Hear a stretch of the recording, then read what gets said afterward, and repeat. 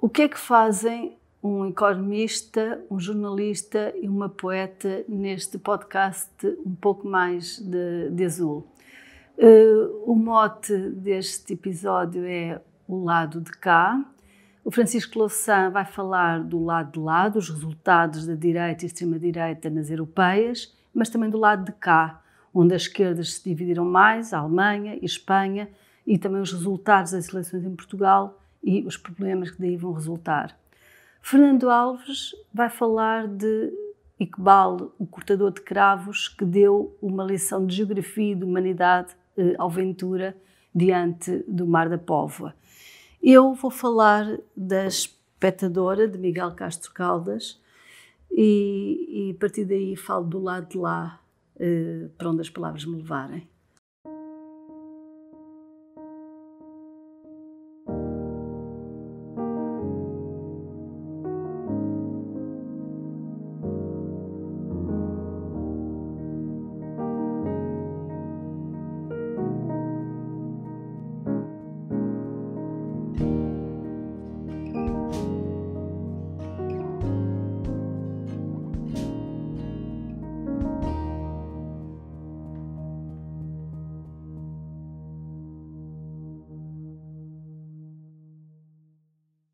Esta edição de Um Pouco Mais de Azul é dedicada ao lado de cá. Podemos olhar para o lado de cá e para o lado de lá de várias formas. Eu escolhi fazê-lo a partir do ângulo das eleições europeias. No tabu e, aliás, nos vários espaços das várias opiniões que convivem com tanta alegria neste Um Pouco Mais de Azul, não é muito comum uma análise detalhada do que aconteceu numas eleições.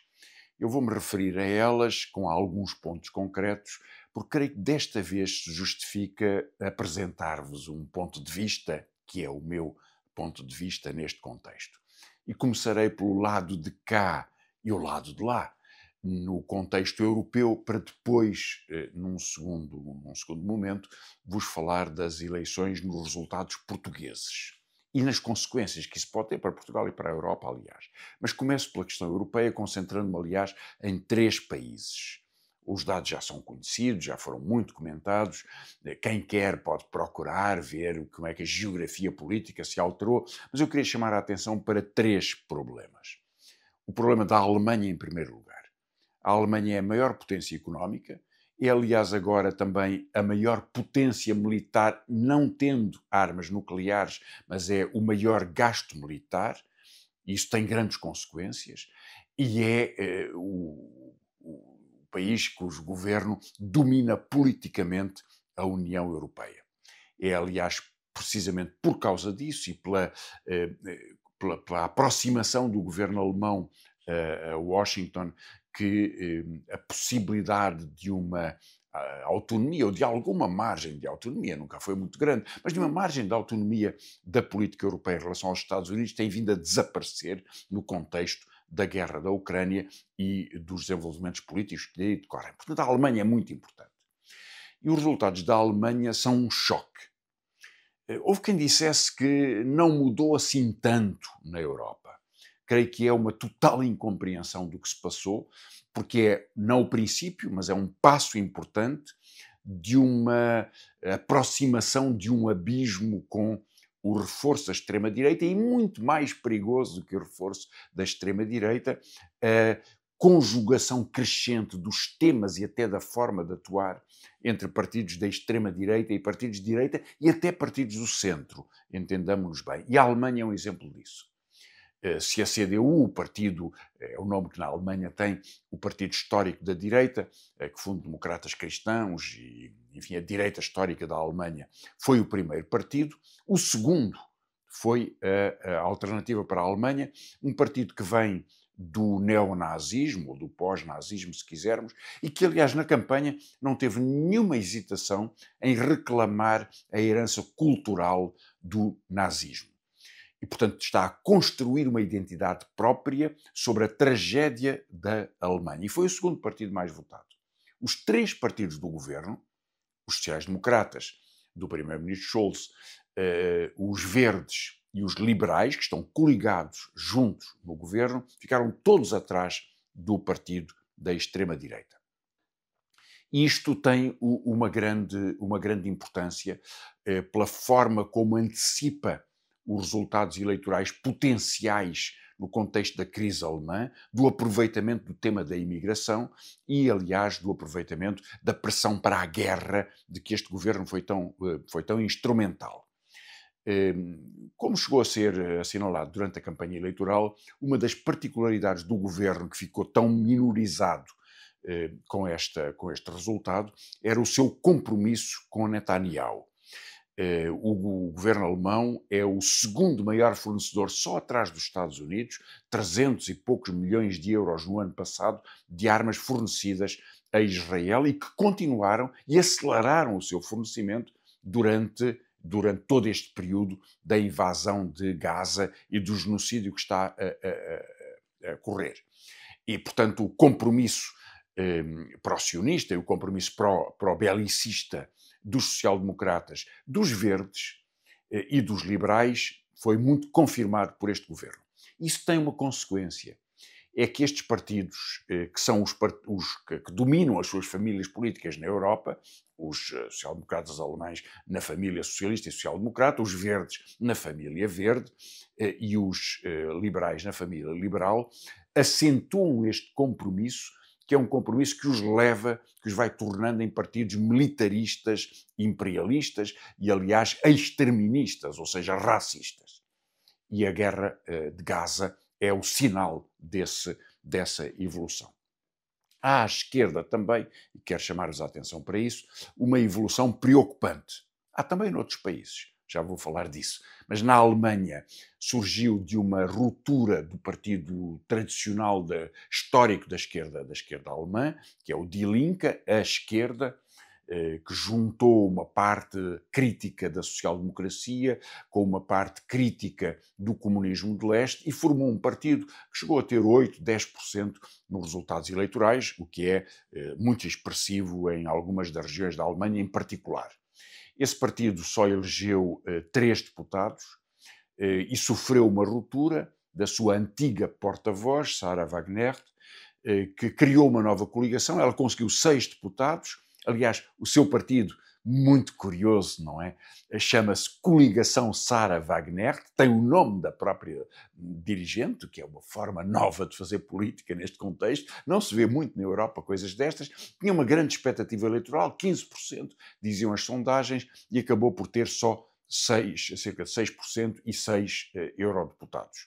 Portanto, no conjunto, a esquerda perdeu por causa desta nova divisão, e que tem, aliás, uma particularidade, que é que este novo partido junta uma política social comprometida com direitos laborais, comprometida com a luta pelo horário de trabalho, com uma política xenófoba contra os imigrantes. Sarah Wagenknecht, por exemplo, propunha que houvesse mais deportações de imigrantes e queria adotar uma política dura contra a imigração, para assim contrariar, ou para assim sugerir como alternativa, na verdade confirmando, a política contra a imigração que a extrema-direita faz. Disputar com a extrema-direita uma política xenófoba à esquerda contra uma política xenófoba à direita. E, portanto, há não só o efeito da divisão, mas há este outro efeito de degradação dos compromissos políticos e, digamos, da memória coletiva e da visão dos direitos humanos que a esquerda tem vindo a representar. Portanto, dupla derrota na Alemanha. Em França, como é sabido, Le Pen teve mais do dobro, não foi o dobro, foi mais do dobro dos votos do partido de Macron. Macron decidiu convocar eleições em 3 semanas. Daqui a 3 semanas haverá eleições em França, não eleições presidenciais, elas só ocorrem em 2027, em abril de 2027, mas eleições legislativas, o que, aliás, poderia provocar, o que já aconteceu, não muito frequente, mas já aconteceu em França, em que o presidente, que tem muitos poderes executivos, convive com um governo que sai do Parlamento e que é de cor política oposta. Isto não acontecia com Macron, durante o seu primeiro quinquênio como presidente, não aconteceu nestes 2 anos desde a sua eleição, poderá acontecer, não sabemos o que resultará deste processo eleitoral. À esquerda, o panorama é também mais complicado. A France Insoumise de Jean-Luc Mélenchon elegeu 9 eurodeputados. O Partido Socialista, que esteve aliado com a France Insoumise nas últimas eleições, elegeu 13 deputados. Há uma pequena recuperação do Partido Socialista, que já foi um partido dominante, elegeu o presidente, teve maioria parlamentar e reduziu-se muito nos últimos anos. O Partido Comunista não elegeu nenhum. Nas últimas eleições, estes partidos de esquerda e centro-esquerda, no caso do Partido Socialista, estiveram aliados. Não é seguro que, e será decidido nos próximos dias, que haja de novo uma aliança que seria a sua possibilidade de aparecerem como um polo alternativo na política francesa contra Macron e contra o ascenso da extrema-direita. Portanto, aqui houve unidade, não sabemos se haverá essa convergência para estas eleições. Jean-Luc Mélenchon acabou de o propor logo a seguir a fecharem as urnas e, portanto, a proposta está em cima da mesa, mas não sabemos se o Partido Socialista a poderá aceitar. O terceiro país acerca do qual vos queria chamar a atenção é a Espanha. Em Espanha, o Partido Popular, o principal partido da direita, um partido muito radical à direita, elegeu 22 eurodeputados. O Partido Socialista, que governa com uma coligação ampla, elegeu 20 eurodeputados. A diferença não é muito acentuada, não permite à direita pôr em causa a governação de Pedro Sánchez, mas dá-lhe algum ímpeto. Na extrema-direita há uma novidade, que é que o Vox recua, só tem 6 eurodeputados, e surgiu um novo partido, que é um sinal da política, já vos disse isso, a respeito daquele nome do partido alemão. Outra particularidade, esta em Espanha, é que um influencer de extrema-direita, um homem que inventa as teorias mais delirantes que se pode imaginar. Se já pensaram ou se já conhecem bem, como de certeza conhecem, as teorias da substituição e outras teorias da extrema-direita, ponham tudo isso multiplicado por 10 para saber o que é este influencer que formou um partido para acabar com a festa, chama-se assim, e acabou por ter 3 eurodeputados, metade do que tem o Vox. Portanto, é uma disputa, podem aproximar-se, enfim, logo veremos. À esquerda, tragédia. Porque desde das últimas eleições formou-se um partido, partido Sumar, dirigido pela vice-presidente do governo, Yolanda Díaz. Ela tinha chegado ao governo indicada por Podemos, quando o Podemos representava uma coligação muito ampla de forças políticas que se reconheciam naquela equipa que, no impulso do movimento social, construiu um novo partido político, chegou a ter cerca de 20% em Espanha, mas esta ruptura provocada pela ministra Yolanda Díaz e a sua ambição de criar um novo partido atingiu duramente o Podemos, com prejuízo para ambos os lados. Também ela esperava, como no exemplo alemão que vos dei, ter uma grande votação, e as sondagens chegaram a dizer cerca de 15%, acabou por eleger 3 eurodeputados e o Podemos reduzir-se para 2. No total, a esquerda perde com esta divisão e ela enfraquece a sua autonomia estratégica. Por isso mesmo, poucas horas depois das eleições, Yolanda Díaz, que não tem um ano na liderança deste partido Sumar, acabou por desistir, por se demitir. E, portanto, ficou aberta uma crise política em Espanha. Há uma incerteza em França e na Alemanha há uma divisão, como vêem. Portanto, nos 3 casos, dão-nos uma ideia de como a direita se radicaliza, ou ganha, como no caso da França, ou fica em segundo lugar, como no caso da Alemanha, ou se radicaliza, como no caso de Espanha. A esquerda se dividiu com estas separações que a enfraqueceram no seu conjunto e mesmo a sua capacidade de resposta, e num caso, que é o de França, ainda veremos se é possível uma necessária convergência para enfrentar a extrema-direita. Isto é, as dificuldades do nosso lado de cá, com as grandes mudanças do lado de lá. A segunda reflexão que vos queria apresentar é sobre o nosso lado de cá, no sentido mais geográfico, Portugal. O que é que aconteceu nestas eleições europeias? São muito pouco tempo depois das eleições legislativas e, aliás, a comparação destas eleições com as europeias de há 5 anos atrás é menos adequada do que com as eleições de março que elegeram o Parlamento, embora haja diferenças substanciais.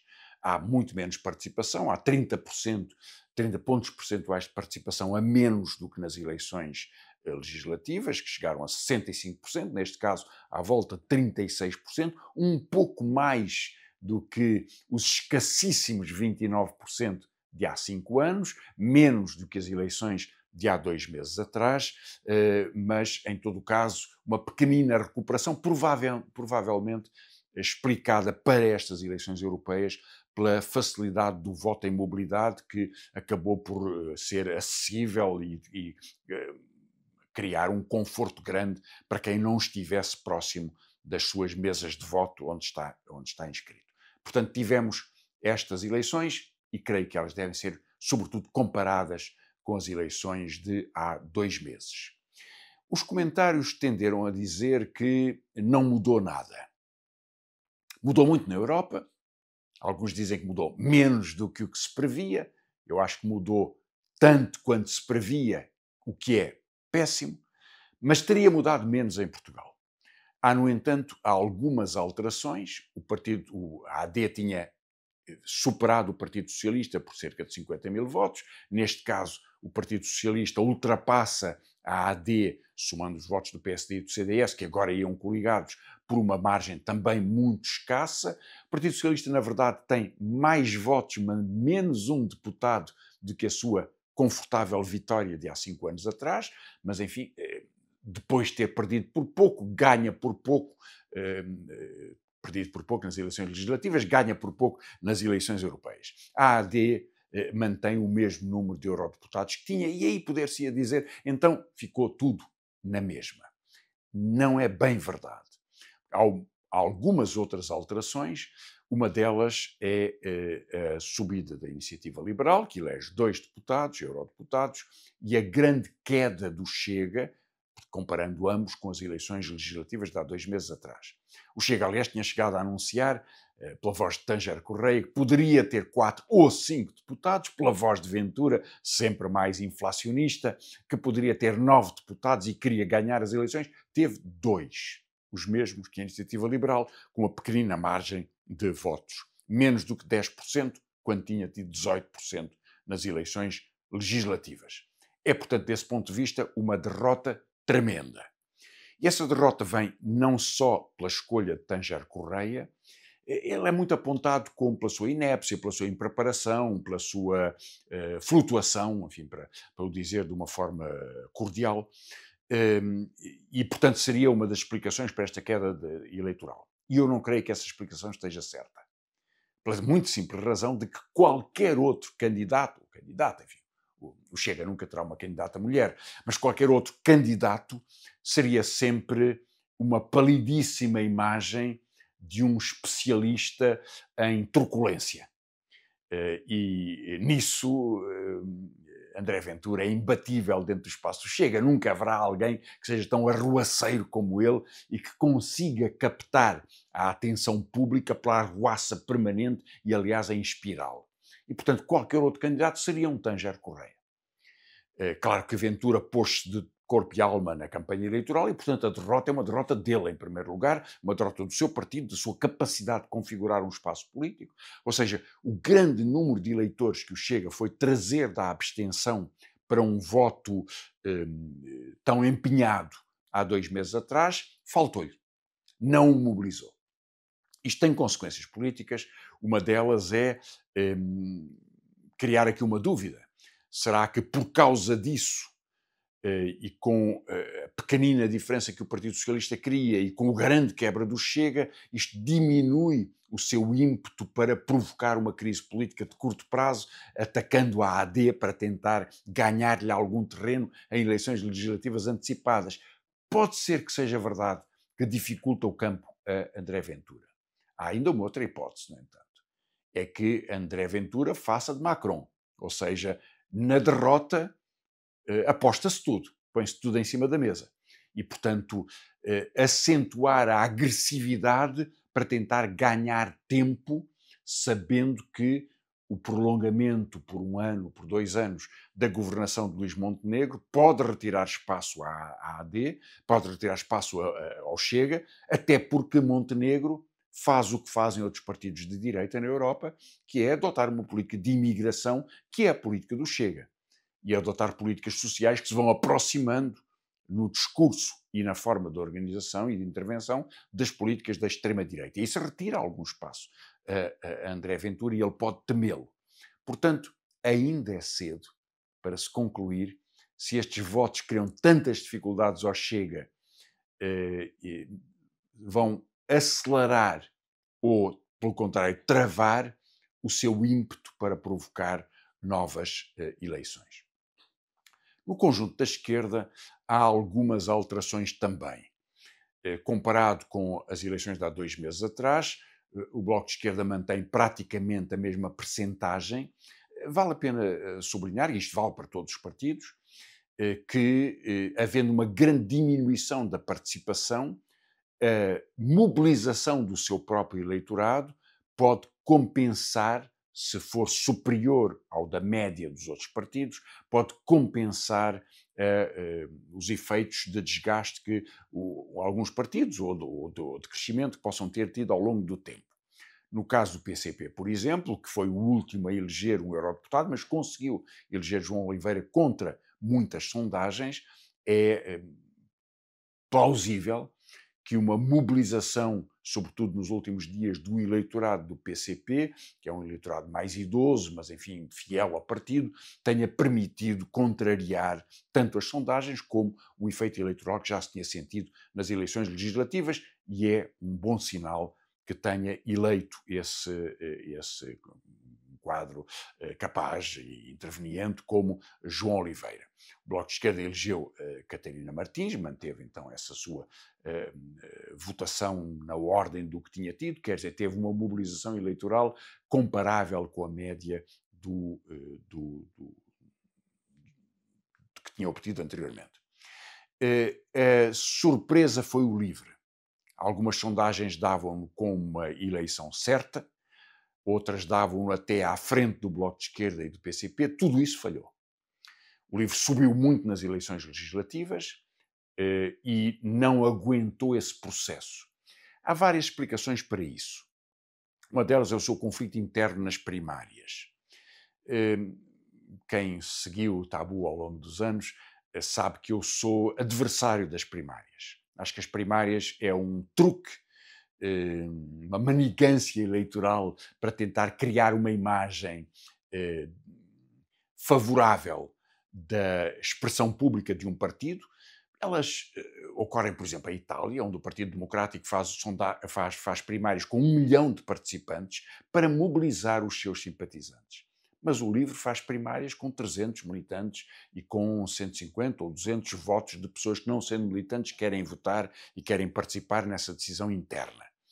O problema das primárias, como se viu sobretudo na Grécia mais recentemente, é que elas são nos grandes partidos, não me estou a referir ao LIVRE, nos grandes partidos de massas, muito vulneráveis a processos de comunicação, a agências de comunicação, a grandes investimentos. Houve um milionário norte-americano que ganhou as primárias no Syriza porque tinha os meios para se impor nas redes sociais e em formas múltiplas de comunicação, apostou e ganhou. E isso pode acontecer em partidos em que as primárias não são a feijões, são a sério. E, portanto, há uma disputa de poder que é aberta pela distorção do universo dos decisores através deste tipo de processos.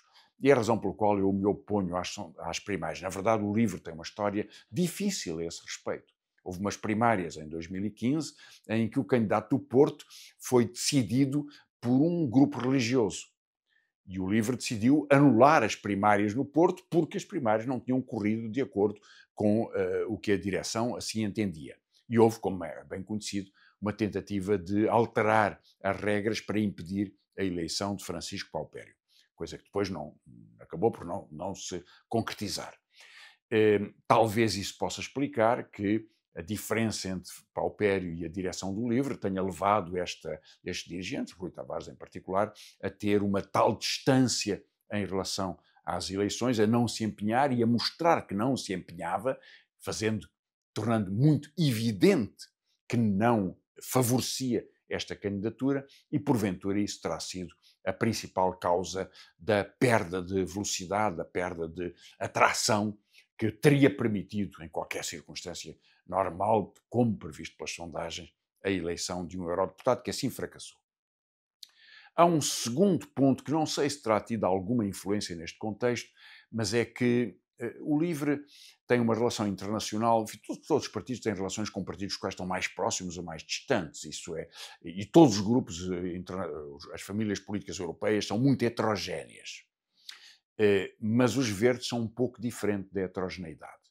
Na verdade, para um partido com um compromisso com a causa palestiniana e com a causa da paz, como é o LIVRE, a relação com os verdes, sobretudo com os verdes alemães, é mais ou menos como ter um tio louco escondido no sótão do prédio e que não se pode mostrar, porque os verdes alemães são protagonistas, impulsionam, têm o Ministério dos Negócios Estrangeiros do governo europeu que mais armas fornece a um criminoso de guerra, que é Netanyahu. E, portanto, não há aí um pingo de respeito pelos direitos humanos ou de procura da paz nos verdes alemães. E, portanto, há uma contradição que pode criar alguma desconfiança entre eleitores tradicionais deste partido. O argumento de que este espaço eleitoral representa o que o PAN representava. Lembremos, o PAN teve 4 deputados no Parlamento Nacional, como tem o LIVRE, e teve 1 eurodeputado, como o LIVRE não tem. E, portanto, poder-se-ia dizer, bom, isto são os votos que polarizaram para o LIVRE. E há alguma expressão esse processo pode ter. Mas, na verdade, há uma renovação dos eleitorados, partidos novos atraem eleitores novos, e os eleitorados mais politizados, enfim, que já olham com muita atenção e com mais experiência de anos recentes sobre os processos eleitorais e as escolhas políticas, tomarão decisões baseadas nessa experiência. Portanto, o resultado em Portugal é que parece não ter mudado muito, tendo havido uma alteração que é um terremoto. É que a grande mudança do mapa eleitoral português, o ascenso do Chega, foi destroçado pelo próprio Chega.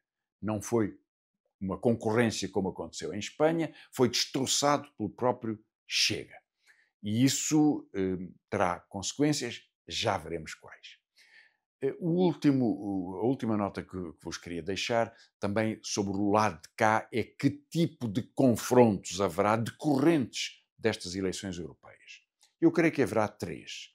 Haverá um confronto que determinará a cor da Europa, que é a questão da imigração. A xenofobia é muito potente, o discurso de ódio baseado no racismo é muito poderoso, é muito envolvente, reconstrói uma cultura de direita e de extrema-direita que tem vindo a aproximar muitos governos europeus de uma visão de agressão, ou com medo das suas margens, ou por profunda convicção de que assim deve ser feita a política da direita. Ela é inviável economicamente. Não há nenhum país europeu que viva sem imigrantes. A prosperidade média europeia, o acesso a bens de consumo, a garantia de serviços mínimos, serviços básicos de limpeza, ou transportes e muitos outros, na agricultura, na indústria, depende da imigração. As economias não sobrevivem sem imigração, mas a direita fez uma escolha, que é procurar a imigração, impor à imigração a clandestinidade, portanto, os salários baixos, ou seja, uma espécie de destruição da humanidade da relação que existe dentro da população. Imigração será, no lado de cá, o grande confronto político da Europa. Há 2 outros ainda. A austeridade, mete-se muito pela evolução dos juros, pelo sacrifício que vai sendo imposto neste contexto às famílias, e sobretudo às famílias mais pobres, as dificuldades de acesso à habitação, os custos que a continuação da guerra e mesmo esta vontade de se aproximar de um nível de hostilidade latente cada vez mais aguerrido tem vindo a provocar, e significa custos, significa desperdício, significa polarização política também, significa discursos de violência. E em último lugar, temos o risco que daqui decorre. As eleições norte-americanas são basicamente uma escolha entre um candidato que se orienta para a tensão interna, guerra civil, dizem alguns, a tensão interna com um conflito dilacerante dentro dos Estados Unidos, e um candidato, Biden, que empurra para a fronteira da Europa e para a ameaça de um conflito com a China todo este arsenal político e militar que precipitaria ou vai acentuando os riscos de conflitos em crescendo. E isso é, para o lado de cá, que neste caso é toda a humanidade, o maior risco que nós temos vindo, que nós estamos a correr e que provavelmente vamos correr nos próximos anos. Mote para o podcast de hoje: o lado de cá.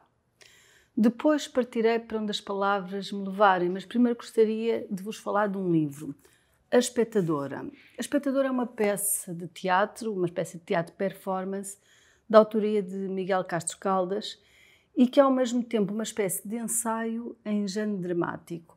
Foi escrito como uma encomenda do Museu de Neorrealismo em 2018, mas só agora é editado pela Mariposa Azual. A Espectadora evoca uma outra peça de teatro chamada O Mundo Começou às 5h47, de Luís Francisco Rebelo, aliás, cujo centenário o centenário de nascimento se vai comemorar agora em 2024.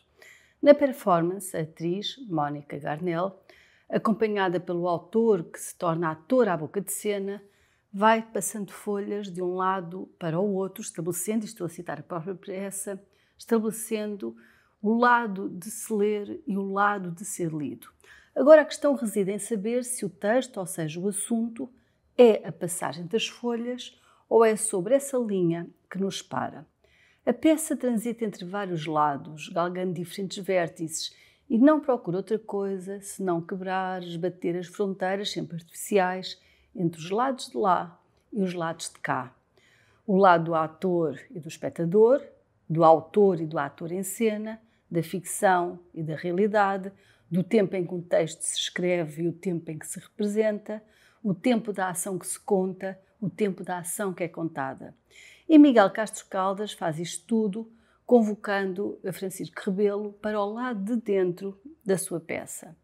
Por sua vez, o próprio drama em ato único, fábula em um ato, assim se chama, a peça de Luís Francisco Rebelo simula a reconstrução de um mundo desde o seu início, e não se percebe como é que à época a peça pôde passar para o lado de cá, mesmo o crivo da censura.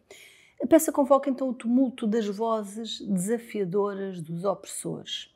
Vozes que não se calam, mesmo que se cale quem as diz. Vozes que ninguém pode calar, porque, como se diz em ambas as peças, uma citando a outra como se não houvesse dois lados, vozes que não se calam porque, dizia eu, é possível capturar os corpos, mas não é possível capturar as vozes, já que estas, afinal, são maiores que os corpos. Mesmo a terminar esta fábula em ato único de Francisco Rebelo, mesmo no final, já as luzes estão abertas, o palco está descomposto, uma espectadora do público, que também é atriz, é convocada para assinalar esse início do mundo novo à hora exata, às 5h47, e deixa o espectador numa ambiguidade entre o que ainda é peça, o que já é a realidade, confundindo assim dois lados, lado de cá e lado de lá, ambos na mesma amálgama. Sujeito que se vê então no olhar alheio.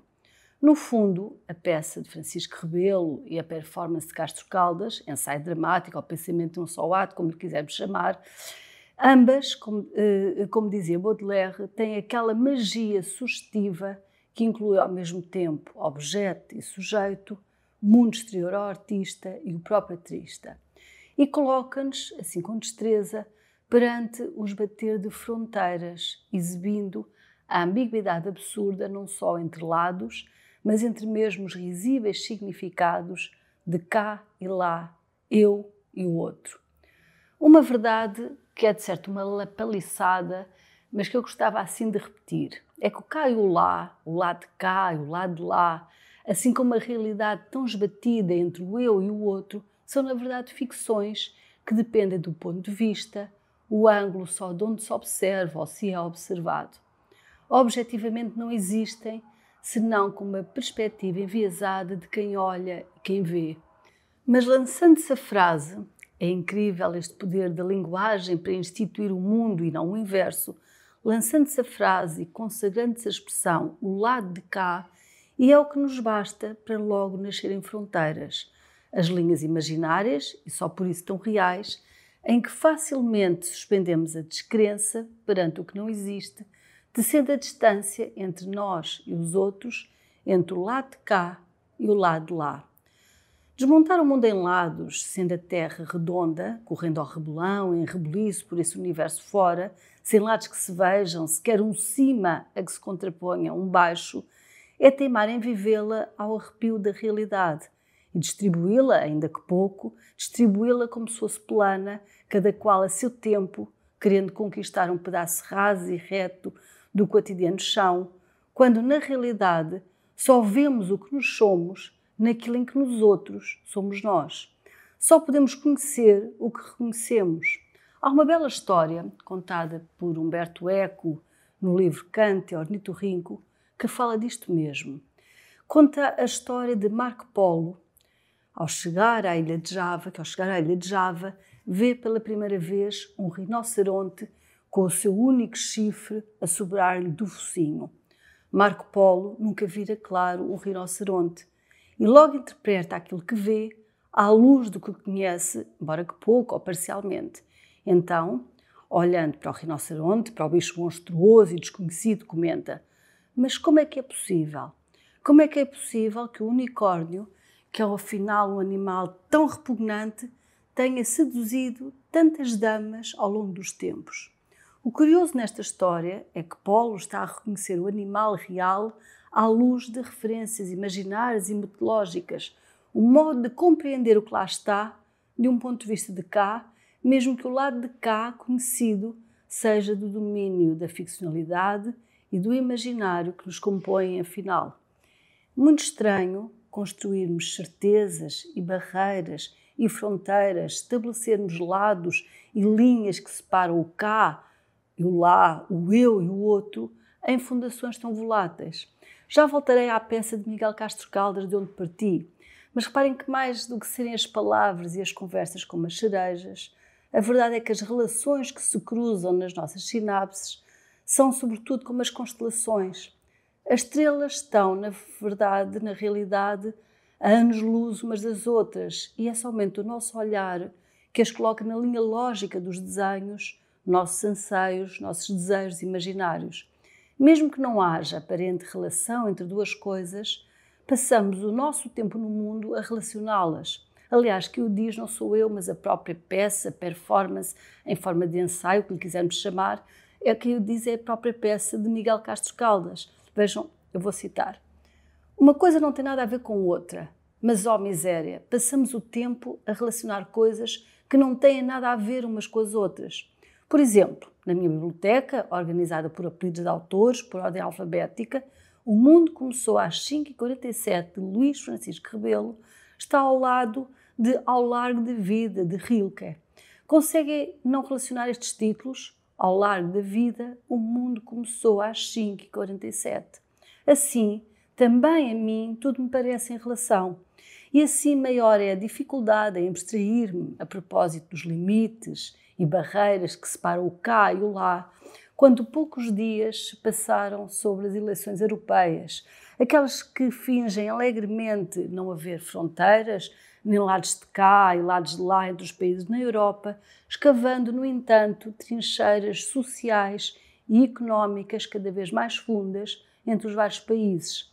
Essa mesma Europa que, com o aprovado Pacto das Migrações, agora ufanamente mais consolidado, com a direita e a extrema-direita instaladas ainda mais confortavelmente nos lugares do Parlamento Europeu, assim por assim essa Europa que busca cavar uma funda vala comum entre o lado de cá do mundo e o lado de lá, ou vice-versa, consoante a perspectiva. E dificilmente não consigo deixar de relacionar isto tudo, galgando de um lado ao outro os tempos e as geografias, não consigo deixar de relacionar isto tudo com uma memória pessoal. Quando os meus pais, às franjas de abril, se exilaram na Suécia, que nos acolheu muito generosamente e com dignamente, quando eles se exilaram na Suécia, fugindo à guerra, à prisão, à tortura, quando na altura éramos nós os outros, os que vinham de lá, chegando a um cá que não lhes pertencia. Nós éramos os outros, de cabelo e pele mais escura, mais baixos e com certeza mais barulhentos, de certo não sabendo uma palavra de sueco, tendo outra cultura social, bebida na miséria e na pobreza do nosso país da altura. País esse que, sendo na Europa, não lhe pertencia. A questão que se coloca, diz-nos Notor Fry, o ensaísta canadiano, é que, e cito, é que assim que plantamos um jardim, desenvolvemos a concepção erva daninha, ou seja, a planta que não queremos lá. Assim como a construção de um curral, continua Fry, torna ainda maior a percepção do perigo do lobo. A peça de Luís Francisco Rebelo tem por epígrafe uma citação que diz assim: a luta dos contrários, a luta entre o antigo e o novo, entre o que nasce e o que morre, entre o que se define e se desenvolve, é o conteúdo interno do processo de desenvolvimento. A peça Ensaio-Performance de Miguel Castro Caldas traz o texto de Francisco Rebelo para dentro do seu próprio texto, explorando modos de contornar fronteiras, os lados de lá, os lados de cá, do palco, do discurso, do dito, problematizando bem, sem o dizer, como é humanamente absurdo pensar num mundo feito cubo se ele é afinal redondo.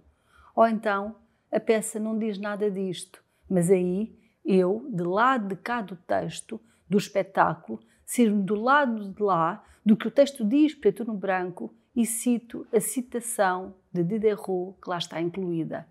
Um autor até pode querer falar dos temas em voga, denunciar os vícios da sociedade, mas que o faça sem querer. Se o seu objetivo se nota, ele não o atinge, ele deixa de dialogar, faz um sermão. Se isto é válido para a peça O Mundo Começou às 5h47, de Luís Francisco Rebelo, também o é para a peça Ensaio de Miguel Castro Caldas.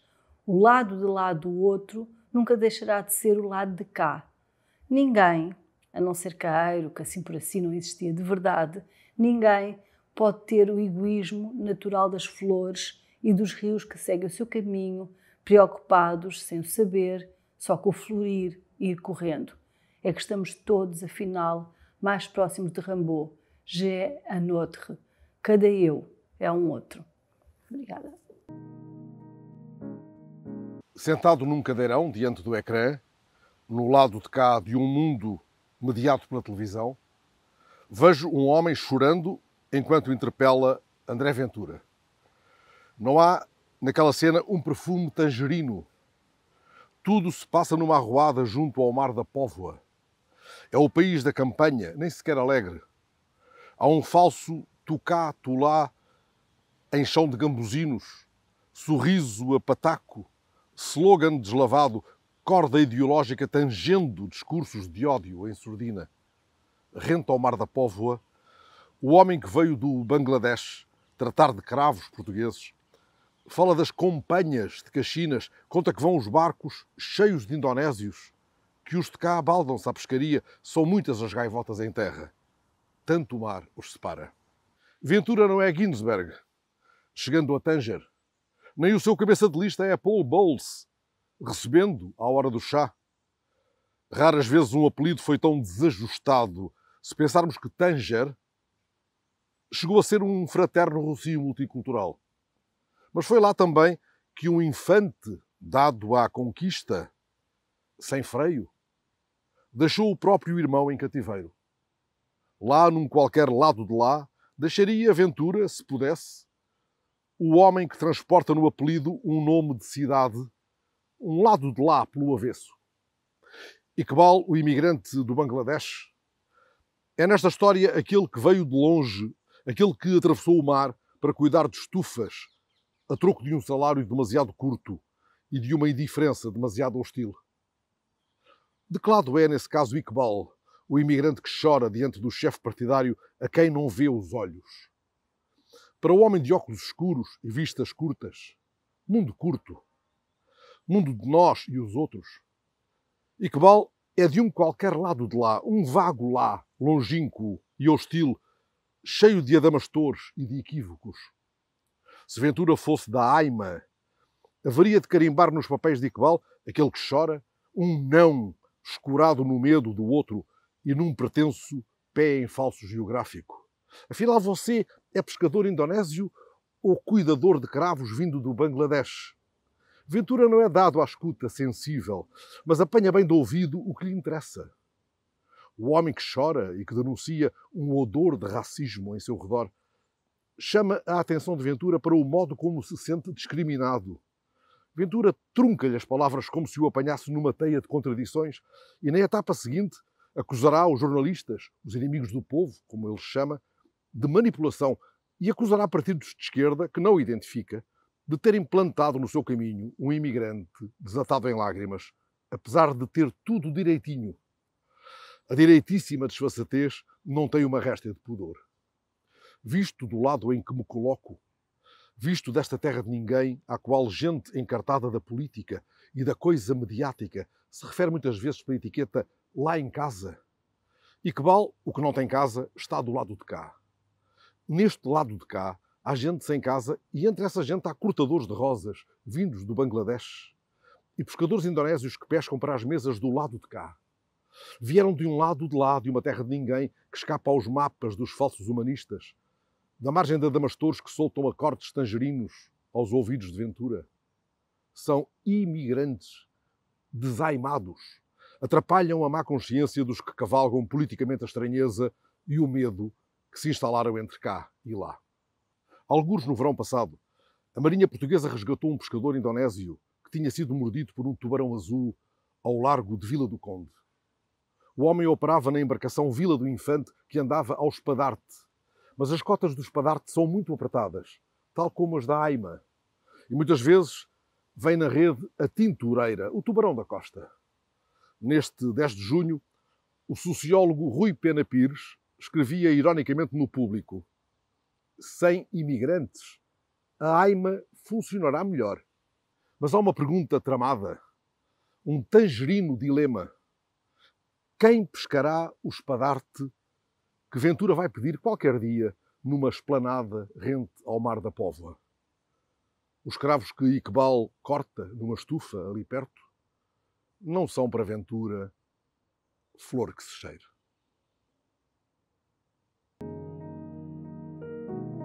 Foi mais um episódio de Um Pouco Mais de Azul, dedicado ao lado de cá. A realização é do Miguel Bordalo, a produção de Joana Louçã, a música do Filipe Melo e o grafismo do Tiago Tavares. Podem subscrever as nossas redes navegando um pouco pela internet.